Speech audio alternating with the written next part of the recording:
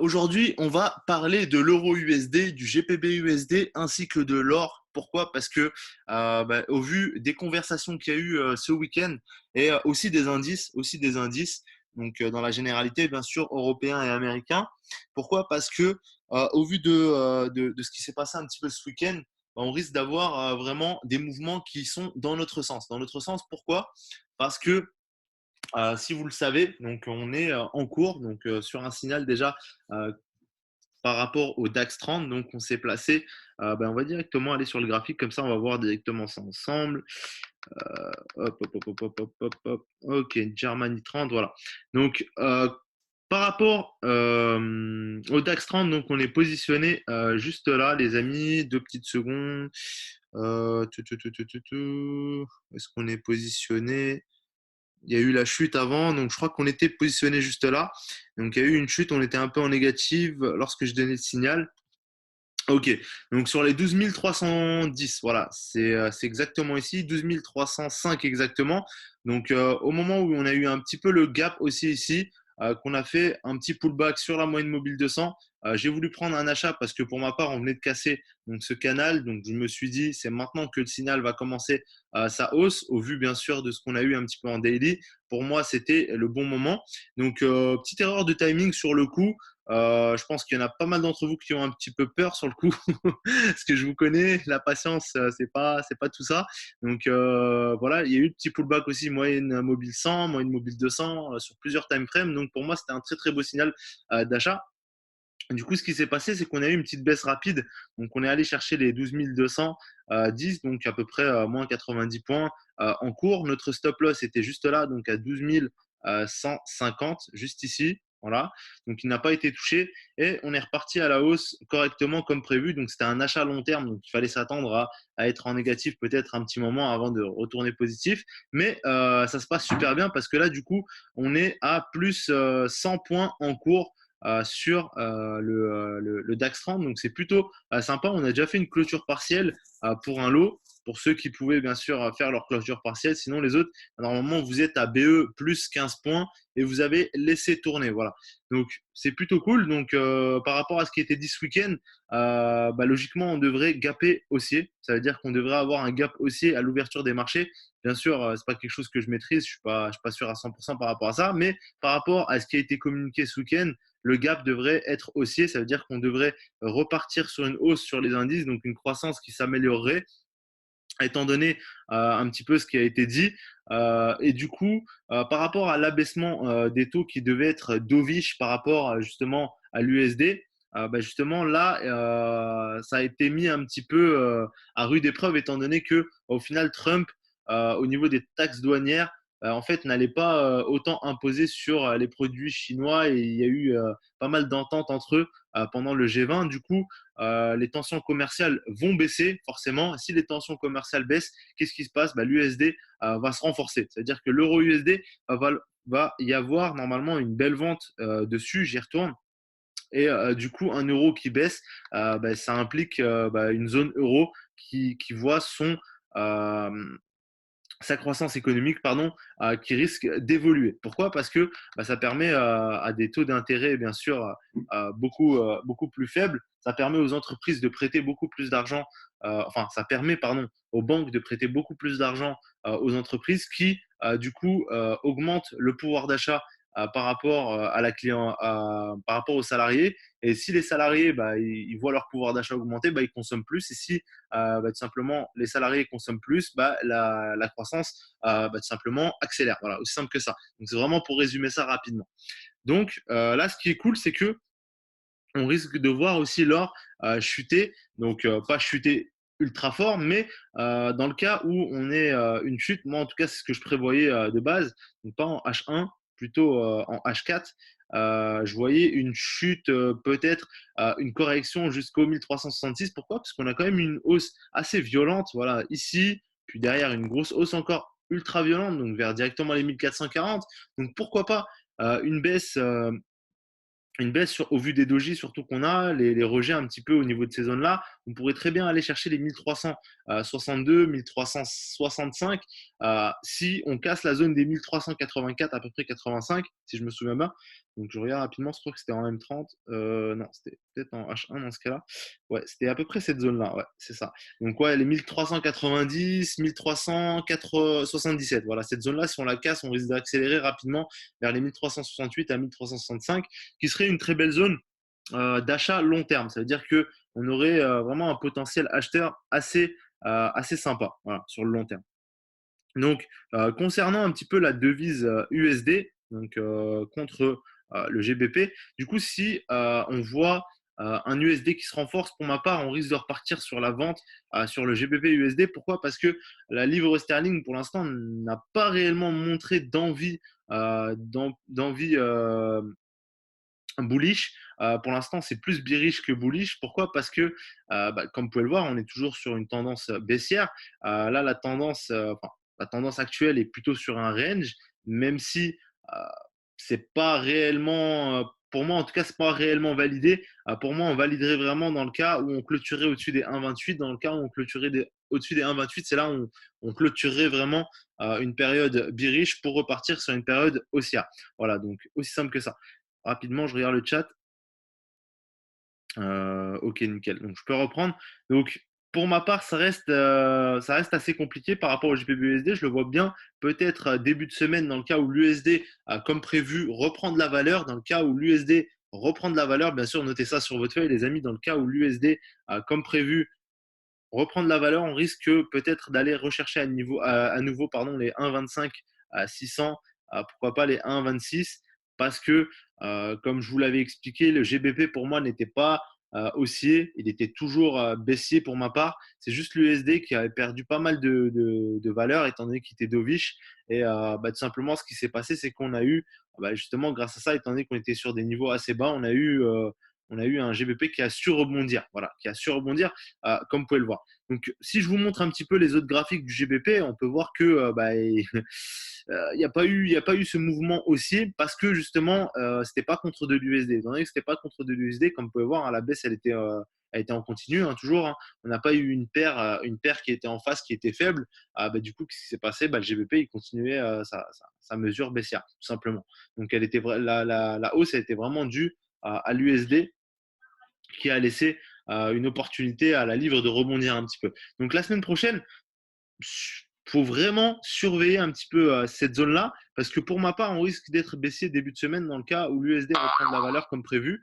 En plus de ça, on a une petite épaule tête double épaule, je dirais même, juste là. Donc, la plupart du temps, regardez, quand on a un petit peu des figures, on tape des sommets comme ça et on n'arrive pas réellement à avoir une impulsion, surtout sur des moyennes mobiles. Si on casse un petit peu et qu'on pull back sur les moyennes mobiles, la plupart du temps, on chute assez violemment. Donc là, c'est pareil, si on casse un petit peu ici, qu'on pull back vers là, vers les 1,26 800, on risque à nouveau de rechuter pour aller chercher la trend du bas. Donc l'objectif serait les 1,25 600 et le SL, là, par exemple, si vous prenez une vente en début de semaine à 1,27, le SL serait vers les 1,27 400 à peu près. Voilà, 1,27 400, 1,27 700.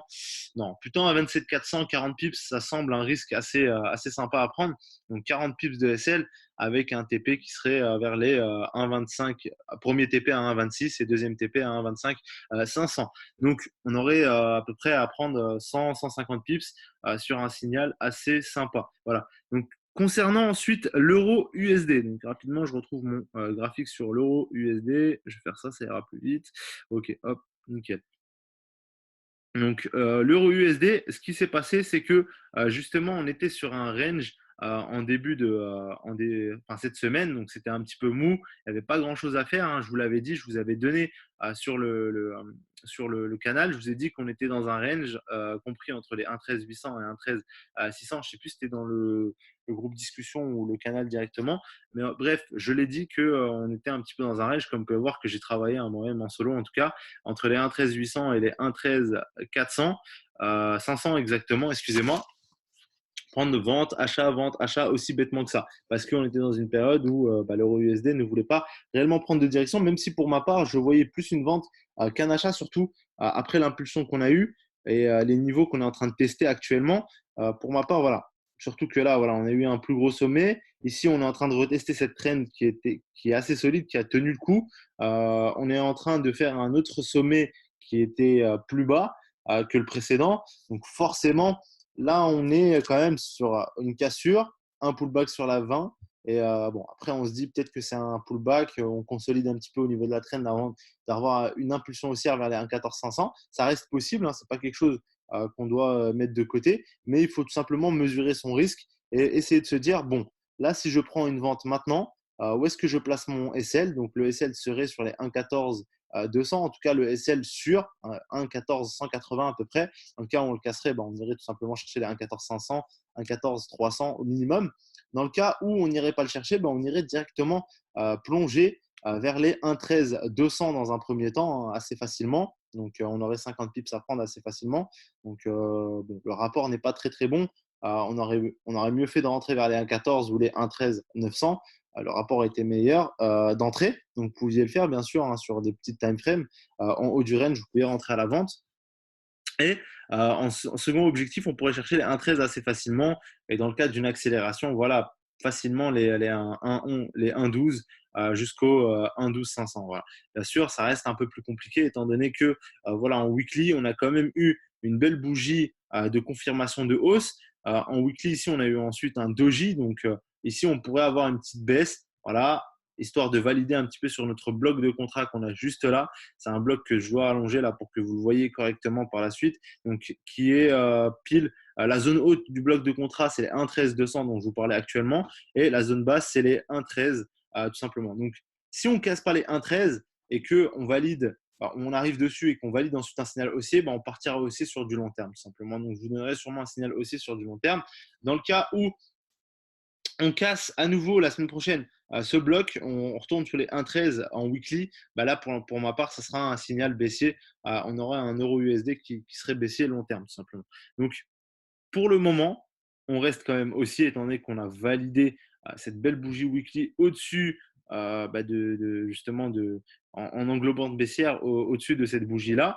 Donc, on a cassé aussi le bloc de contrat, donc c'est plutôt sympa. On n'a pas réussi, par contre, on a échoué au niveau de la moyenne mobile 50, donc weekly qui est importante. On n'a pas réussi à la casser, on n'a pas réussi. Par contre, on l'a testé. On l'a testé une première fois. On n'a pas totalement échoué, étant donné qu'on est resté pas très loin de cette moyenne mobile. Et on a échoué à recasser la 100. Donc, on était vraiment une période d'hésitation. Est-ce que on repart aussi au-dessus de la 50 ou est-ce qu'on casse la 100 pour revenir baisser? Aussi simple que ça. Donc là, il faudra surveiller les signaux H4. Les signaux H4 sont importants. Ils donnent de très, très, très bons ratios de gains. Donc là, voilà, semaine prochaine, au vu de ce qui s'est passé un peu ce week-end, voilà, je serais peut-être baissier sur l'euro USD, sur GPB USD, haussier sur du USD JPY. Donc, je vous avais donné un signal haussier sur l'USD JPY. Je vous l'avais donné exactement ici, juste là, sur les 107. Voilà, exactement ici. Donc, on est monté, on a cherché les 108. Voilà, malheureusement, on est sorti un peu plus tôt. On est sorti vers les 107 400 parce que je crois que c'était dangereux. Je sais plus pourquoi d'ailleurs on était sorti vers les 107 460, un truc comme ça. Donc on avait pris 46 pips, 40 pips. Donc pour ma part, j'avais mis un TP à 108 que je vous avais donné et un TP à 109 exactement, donc juste là à peu près. Voilà. Et bon, on est sorti un peu plus tôt, malheureusement. Pourquoi moi j'ai pris ce signal-là? Parce qu'on était tout simplement sur le bas de mon biseau, le bas de mon triangle. Donc ça a permis un petit peu, voilà, dès que j'ai vu un petit peu un mouvement haussier qui a permis de valider un petit peu la hausse, je me suis permis d'acheter tout simplement. Voilà. Quand j'ai vu un petit peu ça et que j'ai vu le rejet qu'il y a eu, directement j'ai pris au niveau de juste là, en plus en H1, je crois. Je crois que c'était en H1, il y avait une belle validation d'achat. Ok. Je sais plus si c'était en M30 H1. Attendez. Ok. Ouais, je crois que c'était là. Voilà. Quand il y a eu ce petit achat et en fait, voilà, exactement, c'était là. Donc, je sais plus si je l'avais pris exactement ici. Voilà. Je sais plus si je l'avais pris sur ce signal ici, là, ou si je l'avais pris ici. Mais en gros, si je l'avais pris ici, c'est parce que j'avais eu une englobante haussière. Voilà, très très belle. Ou soit je l'avais pris ici parce que le précédent, donc le précédent plus bas, on n'a pas réussi à le casser. On est resté un peu plus haut.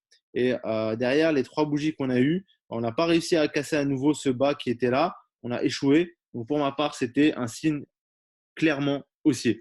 Donc quand on a eu un petit peu ça, pour ma part, je ne sais plus si je l'ai pris là ou là, mais j'ai pris une hausse. Et derrière, comme vous pouvez le voir, hein, il y a eu la hausse que je voyais. Donc, on a eu une belle impulsion. Après avoir donné de signaux, on est parti chercher les 107 400, puis on a descendu sur les 107 100, puis on est reparti tranquillement. Pour ma part, voilà, je suis sorti sur les 107 400, donc juste là à peu près, parce que je voyais on commençait à faire un petit pullback. Je me suis dit, bon là, la zone un petit peu, comment on a arrondi un petit peu le signal, on risque peut-être de casser et retourner dans les zones basses, étant donné que l'USD à ce moment-là, on était plus dovish.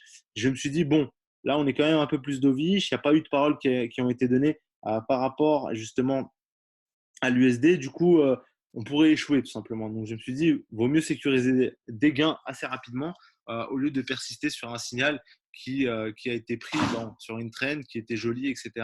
Et de persister alors qu'on pouvait prendre directement nos points. Voilà. Donc, malheureusement, on est reparti à la hausse. Donc, ça arrive. Hein, c'est des choses qui arrivent. Ça fait partie du trading. Soit on est assez patient, soit on sort et on sécurise des points. C'est comme ça que ça fonctionne. Tant qu'on ne perd pas, c'est ça le principal. Donc là, l'or, voilà. Enfin, franchement, qu'est-ce que je peux vous dire sur l'or à part qu'il a voilà. Retournez sur mes live trading, les amis, dont je vous parle depuis je sais pas combien de temps. Je vous en ai parlé ici. Voilà, je vous en ai parlé ici de la hausse de l'or. Et je vous avais dit que si on retournait à nouveau sur les 1330, ce qui allait se passer, c'est qu'on avait beaucoup plus de chances de casser que de rejeter. Pourquoi? Parce qu'on était sur la figure là qu'on a, le triangle qu'on a ici là, on était au niveau des 30% de cette figure. Des 30%. Je m'explique. C'est-à-dire qu'en fait, quand vous arrivez sur une figure comme ça, dans le cas où on aurait eu un rejet encore ici, on aurait encore un rejet ici, on aurait encore un rejet ici, etc. En fait, si on sort trop tard dans cette figure, cette figure en fait est invalidée. D'accord? Alors que si on sort au 30%, enfin 70% plutôt, et il faut qu'il reste 30% de la figure, dans le cas où il y a une sortie à ce moment-là, dites-vous une chose, c'est que la figure est validée à 100%. Donc là, je vais vous dire un petit peu l'objectif qu'on a sur l'or. C'est tout simplement 1374. Ouais, c'est ici le plus bas, excusez-moi. Donc 1058, 1374. Donc vous avez un objectif dans le cas où on casse juste là, on aurait un objectif à 1700 pratiquement. Voilà. L'objectif serait à 1700. Vous imaginez un petit peu. Donc là, l'objectif de cette figure-là, à la sortie, c'est 1700. Donc là, l'objectif, c'est tout simplement ici. Je vais vous montrer directement. Donc, à peu près là. Voilà. L'objectif de la cassure de cette figure-là, ce sont les 1700. Donc, un achat à long terme, moi, je vous le conseille, c'est certain. Par contre, pas sur ce niveau-là. Pas sur ce niveau-là parce qu'on risque de pullback, tout simplement. Vous savez très bien, que ce soit sur les matières premières, que ce soit sur le Forex, il y a toujours un pullback. D'accord? Ça veut dire que le pullback peut avoir très bien lieu sur les 1360, donc qui serait un très beau niveau d'achat. Aussi sur les 1350, mais aussi sur les 1330. D'accord? Donc ça sera les trois niveaux auxquels je vais acheter. C'est-à-dire que si j'arrive sur les 1330, j'achète. Si j'arrive sur les 1360, j'achète. Si j'arrive sur les 1350, j'achète. D'accord? Entre-temps, je peux essayer de vendre. Je peux essayer de vendre avec un ratio qui peut être sympa. Voilà. Donc, bien sûr, avoir une sortie aussi rapide, c'était dur à prévoir. Moi, ce que je prévoyais, c'est une cassure vers les 1360. Dès qu'on arrive sur les 1360, un pullback au niveau des 1330. On consolide et on repart à la hausse. Voilà. C'est ça dont je m'attendais. Sauf que le problème, c'est que ce genre de figure, d'habitude, je les travaille plutôt sur du M30, H1, H4. D'accord? Et vu que je les travaille plutôt sur des périodes un peu plus faibles, je dirais, en fait, il y a un paramètre qui est sorti un peu de ma tête, c'est que plus on est sur une longue période, plus on valide une figure sur une longue période, plus en fait la sortie va être super puissante. D'accord? La sortie va être super puissante. C'est un basics, c'est quelque chose que j'ai appris depuis longtemps. Mais forcément, voilà, on est toujours étudiant dans le trading et parfois on oublie des petits trucs comme ça. Voilà. Et ça, c'est quelque chose qui m'était sorti de la tête. Du coup, je me suis pris quelques stops. Je ne vais pas vous le mentir, je me suis pris quelques stops sur la hausse. Quand il y a eu cette hausse violente, donc c'était à 3 heures du matin pendant la nuit, je m'étais pris quelques stops. Bon, ça arrive, hein, c'est pas c'est pas quelque chose qu'on peut toujours éviter. Ça fait partie du travail. Et derrière, tant que on gère, consciemment un petit peu son money management, il n'y a aucun problème par rapport à ça. Donc là, forcément, à 1440, voilà, personne ne pouvait deviner que 1440 serait le niveau à vendre. Donc c'était assez compliqué, plutôt les 1415 peut-être, mais 1440, c'était un petit peu une belle accélération qu'il y a eu. En tout cas, moi, je prendrai des ventes, je pense, en début de semaine pour aller chercher les 1360. Et ensuite, je partirai sur trois niveaux différents. Le premier niveau il est ici, le deuxième niveau il est là, le troisième niveau est là. Ce sont mes trois niveaux d'achat que je vais utiliser pour du long terme. C'est-à-dire que sur mes comptes swing, je vais poser sur ces trois niveaux et je vais laisser tourner.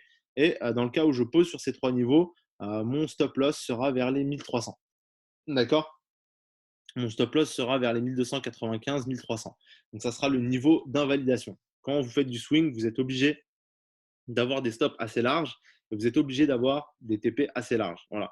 On peut pas mettre des TP à 10 000, 20 000 pips et derrière vous mettez un stop loss à 100 pips. Vous voyez, c'est pas logique. En tout cas, si vous prenez des signaux en weekly ou en daily. Voilà.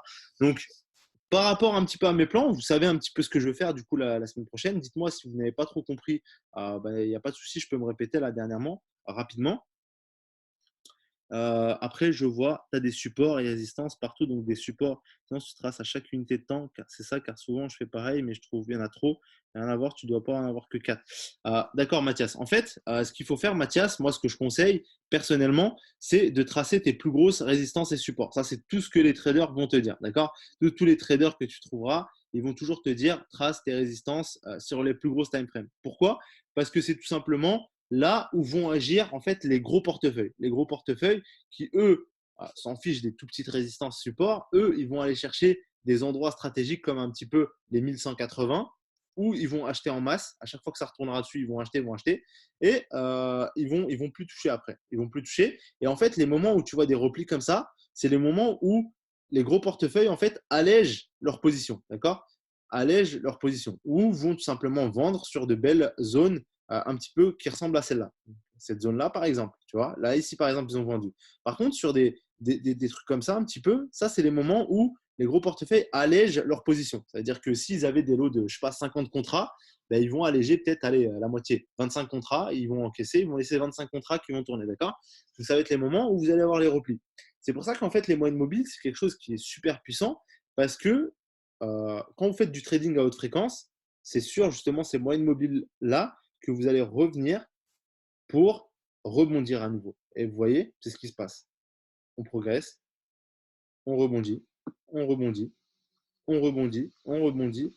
Et là, on casse. Dans le cas où on casse, boum, on va chercher la prochaine, on la casse, on va chercher la prochaine. Vous voyez? Ou soit on va chercher des niveaux qui ont déjà été testés. Donc, ce niveau-là, par exemple. D'accord? Donc, super important, les amis.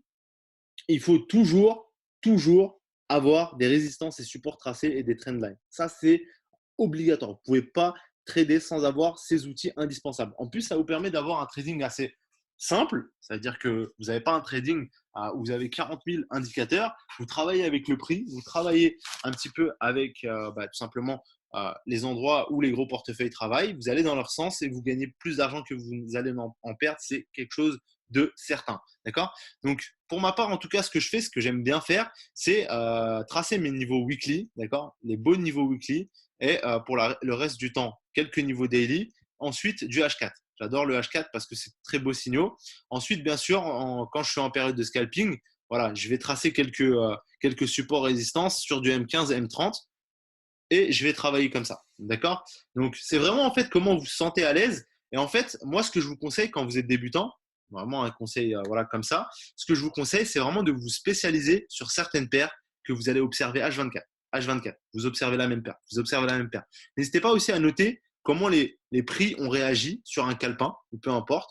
Vous notez sur un calepin, voilà, à ce niveau de prix-là, ça a réagi très très fortement tel jour, quand il y a eu peut-être une annonce écho, ou peu importe, s'il n'y a même pas eu d'annonce écho, et pourtant ça a réagi très très fort. Donc c'est un niveau qu'il faut noter, et le jour où vous allez revenir dessus, bah, vous allez vous souvenir que ce niveau-là, c'est un niveau important d'achat ou un niveau important de vente, et du coup, vous allez agir en conséquence, et du coup, vous aurez des niveaux de stop loss très serrés et des niveaux de take profit adaptés. D'accord? C'est ça qui va vous permettre d'avoir une stratégie gagnante sur le long terme.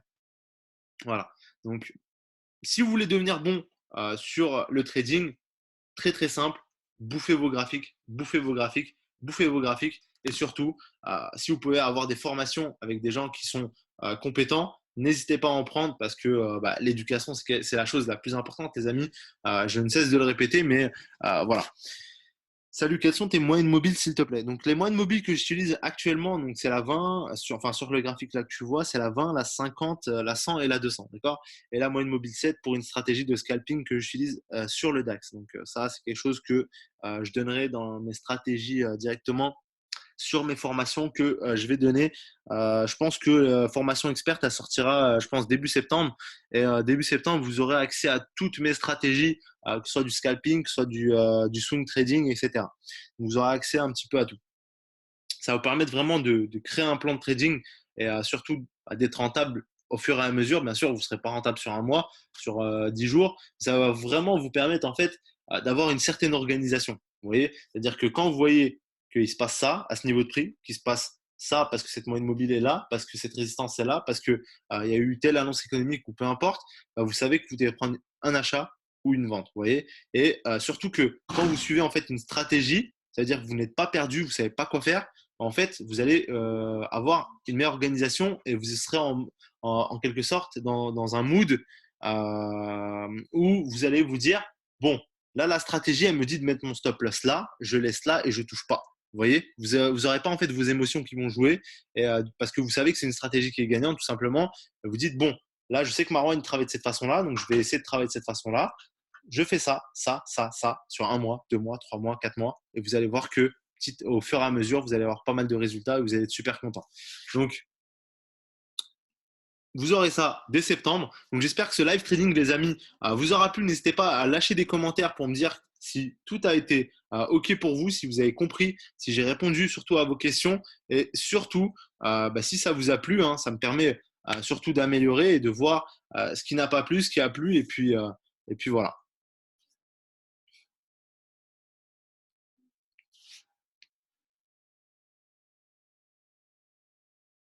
Il n'y a pas de souci, les amis, ça me fait extrêmement plaisir de vous avoir fait ce live trading, surtout pour l'éducation, comme je vous le dis toujours, hein. Et puis, je travaille beaucoup avec le price action, effectivement. Les niveaux de prix, j'adore ça parce que c'est un trading qui est simple et, et surtout, ça sert à rien d'avoir 40 000 indicateurs parce qu'en fait, il faut savoir une chose, les amis. En fait, prendre des signaux sur 40 000 indicateurs, en fait, ça va pas vous permettre de prendre le bon signal parce que vous pouvez avoir le MACD qui vous dit de vendre, vous pouvez avoir le stochastique qui vous dit d'acheter, vous pouvez avoir sur le H4, vous voyez un achat, sur le weekly, vous voyez une vente. Et au final, peut-être que tout est bon, mais dans des timings différents. Vous voyez, ça veut dire que en fonction que vous regardez tout le temps, en fonction que vous regardez tout le temps le graphique, ce qui va se passer, c'est que vous allez le comprendre petit à petit. Vous allez avoir le graphique qui vous parle petit à petit, tout simplement. Et quand vous avez une stratégie adaptée, ce qui se passe, c'est que au fur et à mesure, vous voyez les mêmes choses, vous voyez les mêmes choses, vous voyez les mêmes choses.